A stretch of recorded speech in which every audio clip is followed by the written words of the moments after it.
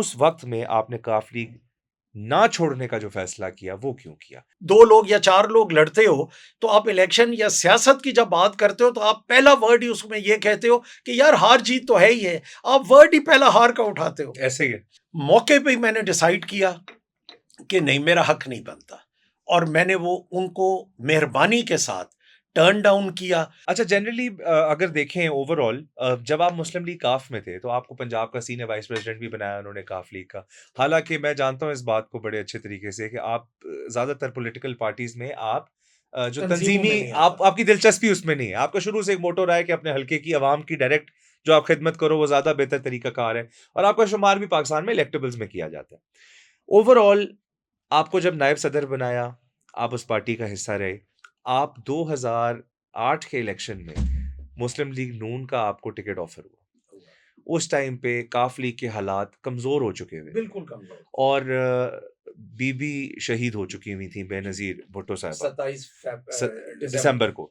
तो उस टाइम पे मैं वो लफ्ज नहीं इस्तेमाल करना चाहता, लेकिन काफ लीग को बहुत ही बुरे अल्फाज में याद किया जाता था। उस वक्त में आपने काफ लीग ना छोड़ने का जो फैसला किया वो क्यों किया? जबकि बज़ाहिरन आप जानते थे ये बात कि शायद अगर आप उस टाइम पे काफ लीग छोड़ के आजाद तो मैं हैसियत जीत में भी जाता, लड़ते तो आप इलेक्शन जीत जाते। मैं नून पे जीत जाता, मैं काफी। देखें, बात यह है कि 5 साल आपने एक पॉलिटिकल पार्टी के साथ गुजारे, कुछ एथिक्स और मॉरल्स भी जिंदगी में होने चाहिए, और 5 साल के बाद जब उन पे बुरा वक्त आए तो आप यकदम उनको छोड़ के, जिन पे चौधरी परवेज इलाही साहब को बहुत ज्यादा एतमाद था कि ये मेरे साथ चलेंगे, उन लोगों ने टिकट्स वापस कर दी। ऐसे ही सिफ्तैन खान ने टिकट वापस ना की। मैंने ऐसे कहा ही हर कोई छोड़ जाए, मुझे पता है मैं हार जाऊंगा, क्योंकि हमारे ऊपर जो लेबल उस वक्त मरहुमा शहीद ऐसे ही है बेनज़ीर ऐसे ही भुट्टो साहिबा के इस वाक़े के बाद जो लगे, मुझे नज़र आ रहा था हमारे पैनाफ्लेक्स लोगों ने उतार लिए, हमारे बोर्ड्स को लोगों ने फाड़ दिया। मैं उस वक्त रात को एक जगह पे कैंपेन कर रहा था, वहाँ इत्तला मिली कि अल्लाह माफ़ी दे, इस तरह बेनज़ीर साहिबा शहीद हो गई को मोहतरमा शहीद हो जी। गई हैं। ऐसे ही वहां से हम वापस घरों में आए। अगला पूरा एक तो वो इलेक्शन था 60 दिन का, जो इलेक्शन पीरियड था मियाँ इनके चौधरी परवेज इलाही साहब ने, वो 60 डेज का, ऐसी और वो शिद्दत वाली उसके, सर्दी और थी। हाँ, शिद्दत वाली जी सर्दी, और हाँ। उसके बाद फिर वो 1.5 महीना ऐसे ही लंबा हो गया, ऐसे और ही फिर वो फरवरी में चला ऐसे ही गया। बट उस वक्त चीजें इतनी बिगड़ चुकी थी कि मैंने फिर भी नून लीग का टिकट ना लिया, और मैं इसी काफ लीग के निशान पे था, और बट आई लॉस्ट। कोई बात नहीं है। कोई इशू नहीं। देखें, हार जीत आपका कॉन्शियस अंदर से क्लियर हो ना, कि जो काम मैंने किया मैंने ठीक अच्छा, वो किया। इलेक्शन आपको इलेक्शन बहुत हार लोगों गए। ने कहा कि हालात फेवरेबल नहीं लग रहे, आप ना लड़े। आपको वो कौन सा मोटिवेटिंग फैक्टर था जिसने आपको पुश किया कि नहीं, मैं नो मैटर व्हाट इलेक्शन तो मैं लड़ूंगा ही लड़ूंगा? यस, वो ये था, मुझे फील होता था कि मैक्सिमम हार जाएंगे ना, तो कोई हर्ज नहीं, ट्रू। आप हार जाओ। देखिए, पॉलिटिक्स में अगर कोई लोग हारते हैं, या सिर्फ आप अपना टारगेट ही रखते हो एमपीए और एमएनए, तो वो तो फिर आप पॉलिटिक्स तो नहीं कर रहे ना, आप ट्रू। शॉर्टकट मेथड्स इस्तेमाल कर रहे हो। तो मैंने कहा कोई बात नहीं, हार जाएंगे तो हार जाए।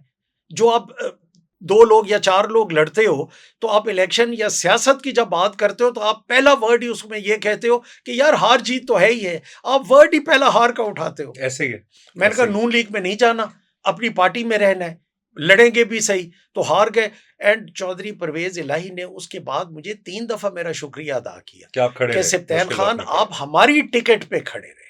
मुश्किल वक्त पे खड़े रहे, ये बात आगे चल के इस दौर के हवाले से भी मैं मंसूब करना चाहूंगा। मुश्किल वक्त में खड़े रहे की बहुत सारी ऐसी बातें हैं जो शायद अवाम नहीं जानती, जी। मैं वो भी करना चाहूंगा। लेकिन मैं चाहता हूँ कि तसलसल ना टूटे। जिस तरीके से हम आगे आते जा रहे हैं, कई ऐसे सियासी डिसीजंस थे जो मैंने आपसे नहीं पूछे, उस वक्त पे मुझे समझ नहीं आते थे।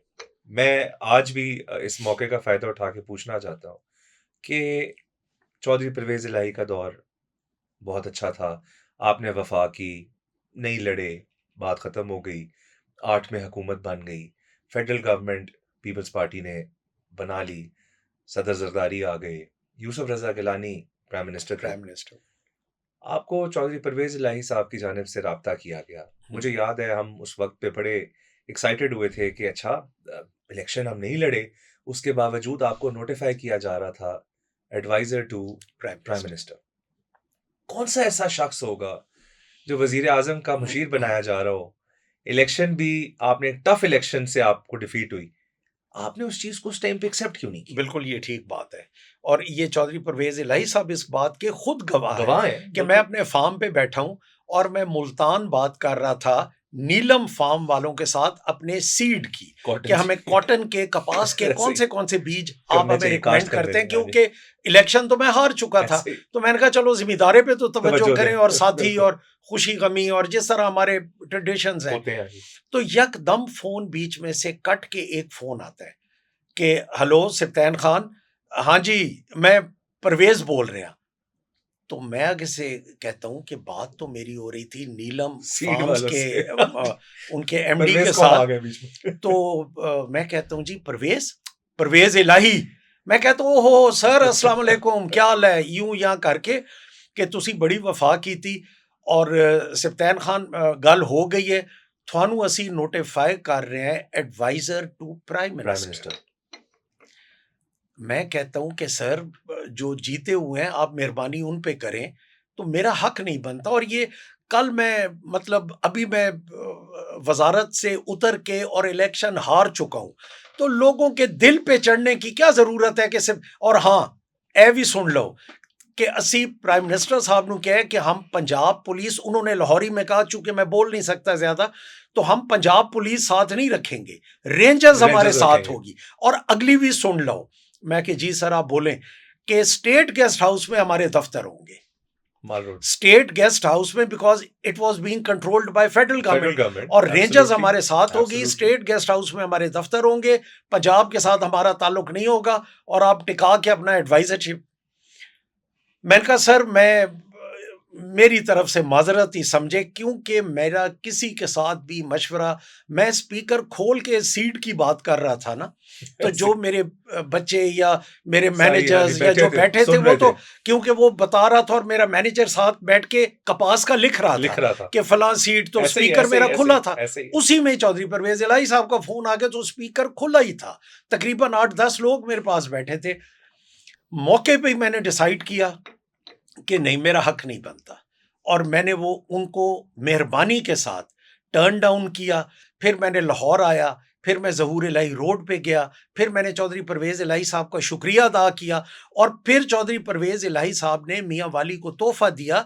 ये जो आपके अब पासपोर्ट्स बनने मियाँ वाली में स्टार्ट हुए हैं, ये मैंने रिक्वेस्ट की थी, और ये चौधरी परवेज़ इलाही साहब ने as deputy prime prime minister. Minister ये मियाँ वाली में हमारे पासपोर्ट जो बने शुरू हुए हैं। तो किसी की अच्छाई को तो नहीं। मतलब आप उस दौर में भी कुछ ना कुछ निकलवाने में मैंने कामयाब। कहा मुझे कुछ ना दें मियाँ वाली वालों को कभी, क्योंकि तब ये सही सी बात है। पैक और ये चीजें तो नहीं, नहीं, नहीं थी बहुत ना। दूर जाना तो पड़ता, लोगों को बहुत दूर बड़ा, जाना या सरगोदा या या इस्लामाबाद, लाहौर या इस्लामाबाद, इस्लामाबाद तो बड़ा करीब, लंबा चक्कर पड़ता था। ऐसे ही। तो मैंने कहा जी आप हमारा दफ्तर खोल दें, जिन लोगों ने पासपोर्ट्स वगैरह चाहिए वो घर में ही बन